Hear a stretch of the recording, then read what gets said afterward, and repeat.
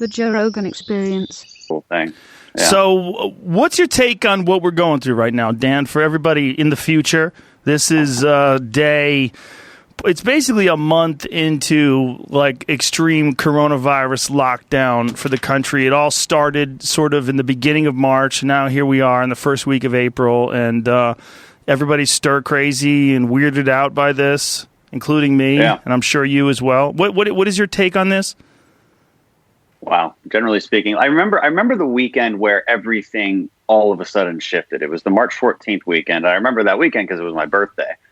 And I remember how everybody was basically still going out to bars and restaurants. And then all of a sudden, everything changed. Like the entire paradigm changed. And I could go through a long timeline of how we got there. There's a lot of finger pointing right now, a lot of opportunism. The reality is a lot of us didn't. Pretty much everybody didn't know a whole lot. And then we ended up in this situation we're in now. My general take on it, we are in what I would call a tactical retreat. So I'm going to use a military term there to describe what we are doing. We all of a sudden ran into a hail of gunfire. Okay. And I think about this in military terms. We're on a patrol. We run into a hail of gunfire. We're not really sure what hit us. We have a basic idea. We know who they are. We know generally what the enemy is. But we weren't quite sure how to combat it. So we took a retreat, tactically speaking. That retreat looks a lot like a lockdown. Okay. Don't talk to anybody. Don't touch anybody. Maintain that social distancing, lock things down. We have to slow the spread and allow our backup, our public health system to catch up. At a certain point, we have to come out of that tactical pause. We have to come out of that retreat and start engaging in the enemy a little bit. Now we do that slowly and we do it carefully. And so I think I like to look at it that way as the conversation about how to reopen society. At a certain point, we have to move away from risk containment and move into a risk mitigation strategy.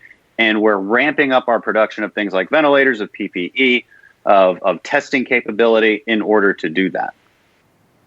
Now, there's some talk of when this is going to end. And I don't know how you even make that distinction. How does one make a decision? And it seems like one of those things where once it starts, once you lock a country down and tell people stay away, stay home, don't go to work, don't do anything unless it's very essential, like grocery stores, hospitals, media, there's certain things that are allowed to be done right now. When does that end? And how does one decide when that ends? Yeah, there's a lot of different ways to think about that. From the public health perspective, I hear them say certain things like, after 14 days of a downward trend in cases, then we can start reopening. When the R is less than 1, then you can start reopening. So R being less than 1 means for every contagious person, they infect less than one other person. Right now, that number is around just over 2. Okay, so there's an obvious spread that occurs. I think those are valid assumptions. I definitely question using those as our standards. I would like to see us use other standards as well, such as, are we at a point where we're testing enough and we have enough ventilators and hospital bed space and PPE to actually fight the virus alongside reopening our society? Because I think we have to come to terms with a very certain truth, which is we cannot indefinitely lock down.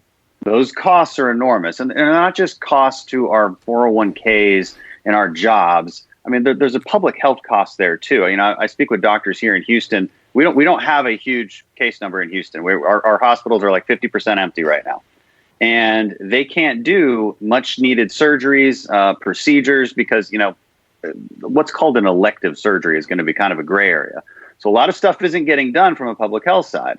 Also, there's I think the obvious public health crisis when people don't have jobs, there's divorce rates, there's suicides. We have to really take all of this into account as we talk about when to reopen society.